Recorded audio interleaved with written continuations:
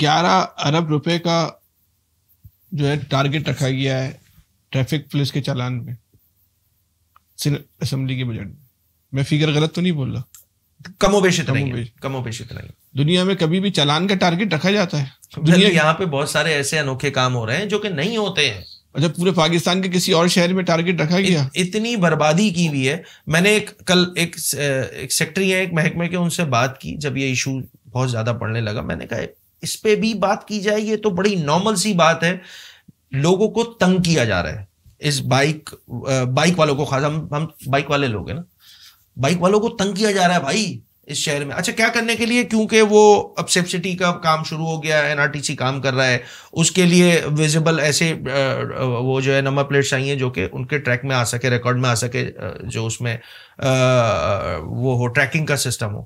تو یار یہ ٹھیک کرنا ہے تو لوگوں کو پہلے بتاؤ تو اس کے لیے میرے سے پیسے لے کے اس کو صحیح کریں گے. جی یہی کام کر رہے ہیں. میں نے پھر یہی بات بولی. میں نے کہا دیکھیں آپ بہت ساری چیزوں پہ آپ پیسے رکھ رہے ہو. آپ کسی بھی جگہ چلے جائیں، ہمارے دفتر کے سامنے یا ٹریفک پولیس والے کھڑے ہوں گے، صرف موٹر سائیکل والے کو روک رہے ہوں گے، اس سے پیسے لے رہے ہوں گے. اس کے برابر میں درجنوں رکشے کھڑے ہوئے. انتظامی طور پہ یہ شہر کولیپس کر چکا ہے. یہ جو آپ بات کر رہے ہیں نا، شکوہ کر رہے ہیں بینگ اے کراچی آئٹ، تھوڑا سا آگے نکلیں، یہ 150 کلومیٹر کراس کریں، حیدرآباد لائیں، حیدرآباد آنورڈس کشمور تک چلے جائیں.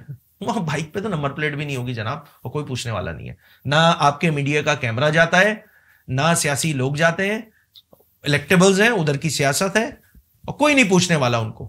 یہاں سب کو جو ہے پریشانی لگ جاتی ہے. کیوں؟ کیونکہ جی ریونیو کلیکٹ ہوتا ہے، ڈاکیومنٹڈ بھی انڈاکیومنٹڈ بھی، اسی لیے سب کی نظریں رہتی ہیں. نہیں، 11 ارب روپے کا جو ٹارگٹ ہے مذاق ہے جناب. دو باتیں بتائیں. ایک تو آپ کے خیال میں سندھ کے 11 ارب میں سے یہ جو کراچی سے کتنے جمع ہوں گے، حیدرآباد سے کتنے جمع؟ بس ادھر ہی سے جمع ہوں گے. باقی تو کانسیپٹ ہی نہیں ہے جناب. نہیں، 11 ارب کے 11 کراچی سے جمع ہوں گے.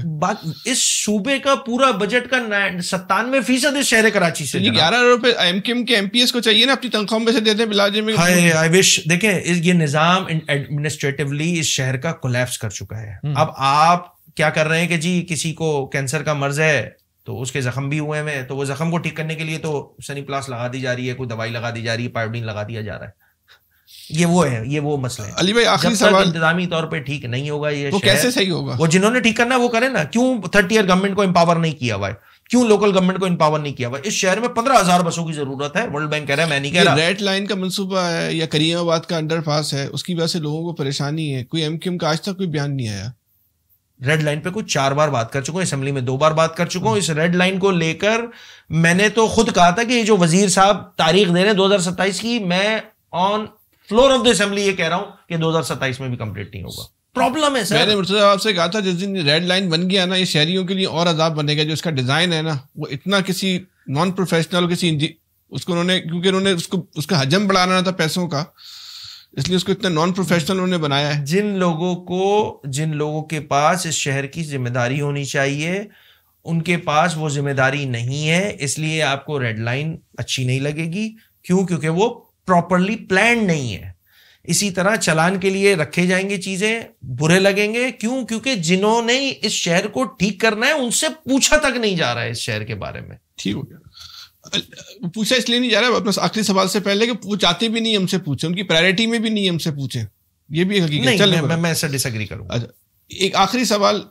آئندہ جب بھی الیکشن ہوگا، MKM جو ہے وہ فارم 45 پہ جیت جائے گی یا اس کو فارم 47 کی ضرورت پڑے گی؟ کوئی ایسی جماعت نہیں ہے جس کو فارم 45 فارم 47 کی ضرورت نہ پڑی ہو.